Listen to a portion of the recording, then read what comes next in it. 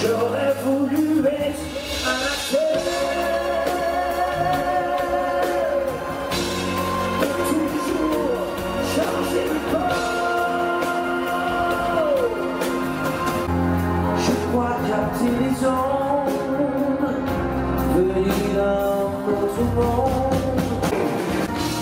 It's enough to break kings and vagabonds. Believe the very best.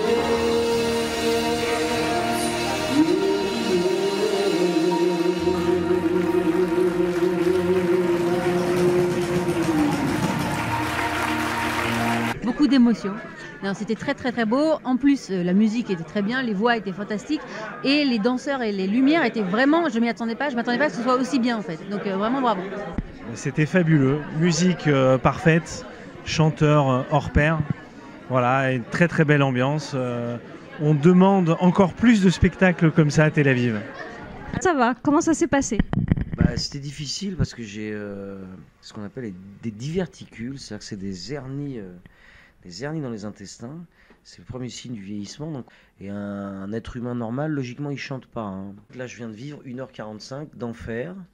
Mais, comme tu viens de le dire toi-même, c'est un kiff d'être ici. Et c'est un kiff de jouer pour un public aussi chaleureux. Donc, en fait, à un moment, tu oublies la douleur et tu te laisses embarquer par les réactions des gens, quoi. Donc, comme l'année dernière, c'est un pied terrible. Même après, quand tu rencontres les gens, ils sont très...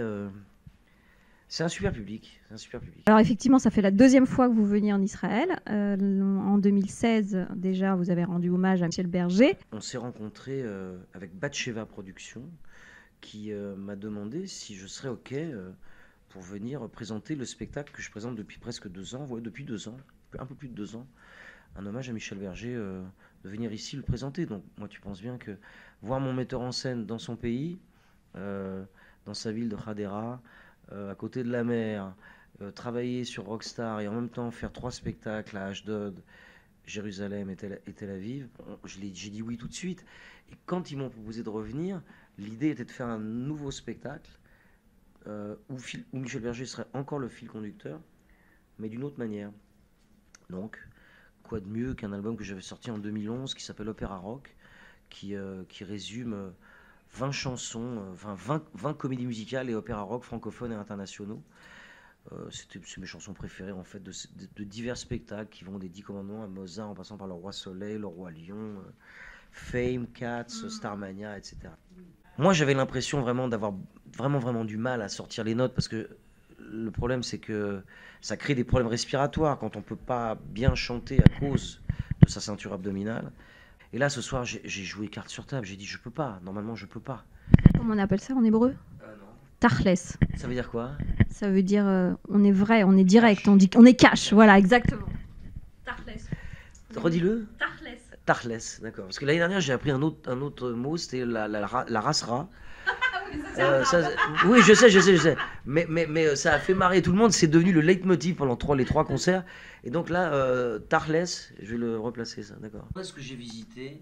Oui. J'ai visité, bien entendu, ce que nous, Français, on appelle le mur des lamentations, mais le Kotel, voilà. Je me suis baladé à la plage à côté de la maison de mon metteur en scène.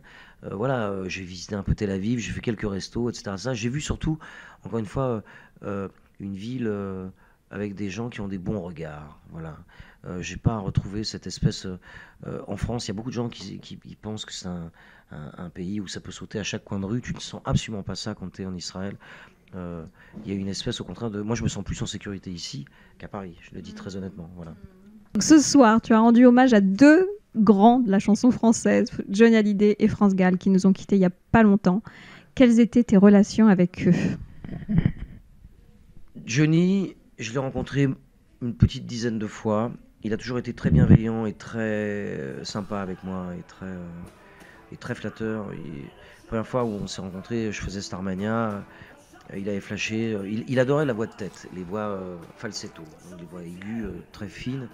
Ce que j'utilisais à l'époque sur le SOS d'un terrien en détresse. Et il m'avait dit ah, qu'est-ce que j'ai pleuré quand j'ai dit Roquefort il est mort. Enfin, tu vois, des trucs. On a bu énormément de champagne. Et il a dû en boire longtemps avant qu'on en boive ensemble, parce qu'en fait, Johnny Roquefort ne meurt pas dans Starmania, c'est Crystal qui meurt, et Johnny Roquefort chante effectivement le SOS d'un tailleur en détresse en utilisant cette voix de tête, le falsetto. Donc ça, c'était notre première rencontre, où j'ai trouvé le mec adorable, rock'n'roll, déjanté, et à l'image de ce que j'avais l'impression... Enfin, de ce qu'il était, quoi. Tu vois, un mec simple et honnête, et cash, justement. Tarles. Donc, Tarles. Il faut dire Tarles. France, quant à elle, bah, c'était une copine. Qu'est-ce que je peux raconter? Voilà. J'ai chialé comme jamais quand on m'a appris sa disparition. D'ailleurs, tout mon entourage ne m'a pas tenu au courant au moment de sa disparition, au moment où ça a été annoncé, parce que je sortais d'un concert. Je donnais un concert en hommage à Michel Berger, en plus, quelques jours plus tôt. Et le week-end où elle nous a quittés, là, je faisais un festival de rock. C'était jusqu'à 20h30, mon assistante, ma femme, enfin... Et mes amis me tiennent pas au courant, en fait. Donc je l'apprends, elle est partie le matin, le dimanche matin, et on me l'apprend dimanche soir. Et ben, c'était ma copine, qu'est-ce que tu veux que je te dise? Que ben, je suis très affecté, voilà. C'est toute une génération d'artistes que j'ai aimés, que j'ai connus, que j'ai côtoyés. J'ai plus grand monde dans cette profession, en fait, que j'ai beaucoup fréquenté, quoi. Donc ça te ramène à ton propre vieillissement, puis ça te ramène aussi à un truc générationnel, quoi. C'est-à-dire que les grands de cette profession sont en train de disparaître. Alors, il y a toute une autre génération d'artistes auxquels aussi tu vas rendre hommage. Donc, c'est le 8 février, jeudi, on va en parler.